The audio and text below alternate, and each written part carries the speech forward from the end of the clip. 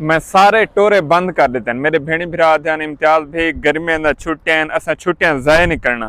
तुसा साकू ऑनलाइन कम सिखाओ, असा घर बह के कम करूं, पैसे कमाऊं, डॉलर कमाऊं।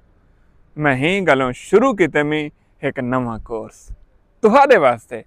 सोमवार मंगल बुध हफ्ते जा 3 दिहाड़ा रात 8 बजे कने रख 10 बजे तक 2 घंटे क्लास में खुद देसा।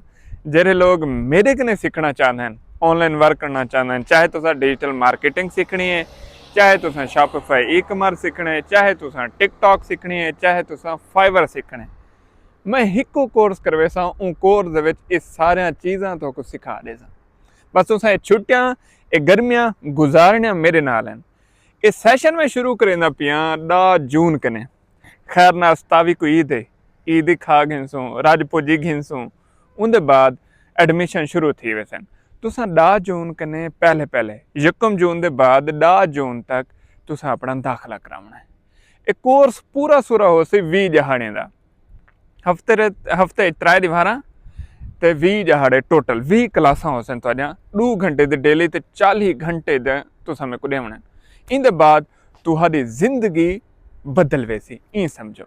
हुण जाए ऑनलाइन काम सीखने, जाए ऑनलाइन सीखने, जाए मेरे कने सीखने, दुनिया के कहीं कोने चुरे थप्पे वो सीखना चाहते वो मेरे कोर्स दाखला घिन सकते।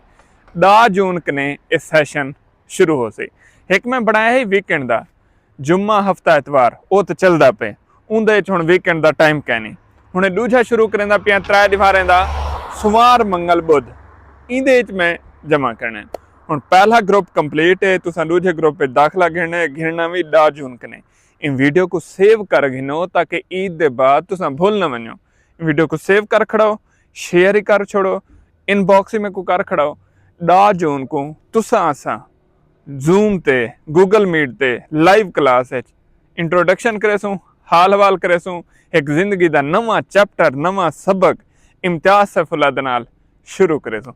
वजह रहो कितों कने दे पे ईद दियां तैयारियां कित्थां पहुंचा वंदन, अपने भरा नाल शेयर किया करो।